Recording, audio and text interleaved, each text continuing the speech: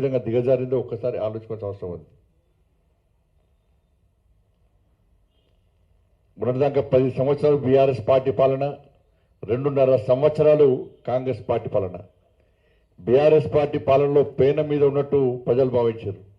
కసితోని ఓట్లేసి కాంగ్రెస్ పార్టీని గెలిపిస్తే ఇవాళ ప్రజలందరూ పొయ్యిలో పడ్డట్టు భావిస్తుంటారు. వాళ్ళు ఏదో కడుపు తీసుకుంటే కాళ్ళ మీద పడ్డట్టు.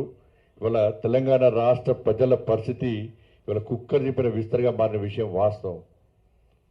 ఇవాళ 10 సంవత్సరాలు తెలంగాణ రాష్ట్రాన్ని సాధించుకున్న తర్వాత 10 సంవత్సరాలు బీఆర్ఎస్ పార్టీ ఈ రాష్ట్రాన్ని పాలించింది.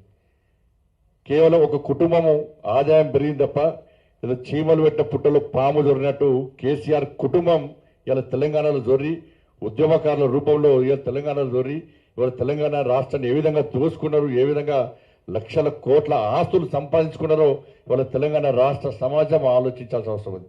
తెలంగాణ రాష్ట్రం ఏర్పడింది బీఆర్ఎస్ పార్టీ వల్ల కాదు. ఇవాళ తెలంగాణ రాష్ట్రం ఏర్పడేది భారతీయ జనతా పార్టీ సహకారం వల్ల, భారతీయ జనతా పార్టీ యొక్క విధానం వల్ల, భారతీయ జనతా పార్టీ యొక్క నినాదం వల్ల. 1400 మందిని బలి తీసుకుంటే తప్ప కాంగ్రెస్ పార్టీ తెలంగాణ రాష్ట్రాన్ని ఇవ్వాలి.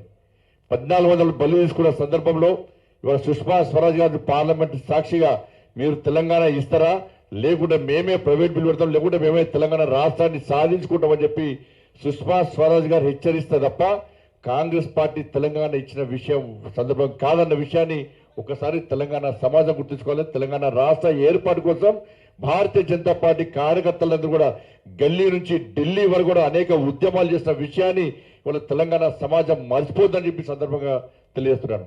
కిషన్ రెడ్డి గారు కానీ, లక్ష్మణ్ గారు కానీ, అనేక మంది యువమోర్చా కానీ, విద్యార్థి పరిషత్ కానీ, అనేక సంఘాలు, భారతీయ జనతా పార్టీకి అనుబంధ సంఘాలన్నీ కూడా తెలంగాణ రాష్ట్ర ఏర్పాటు కోసం అనేక యాత్రలు, అనేక ఉద్యమాలు చేసి ఢిల్లీ వీధుల్లో లాఠీ దెబ్బలు తిని అనేక మంది కార్యకర్తలు ఇవాళ ఉద్యమం చేసిన విషయాన్ని ఇవాళ తెలంగాణ సమాజం గుర్తుంచుకోవాలి. కానీ దురదృష్టవశాత్తు ఇవాళ కేసీఆర్ కుటుంబం, కేసీఆర్ యొక్క డ్రామాల వల్ల, కేసీఆర్ ఆడిన నాటకాల వల్ల ఇవాళ భారతీయ జనతా పార్టీ చేసిన ఉద్యమం ఇవాళ ప్రజల ముందుకు రాలేకపోయింది.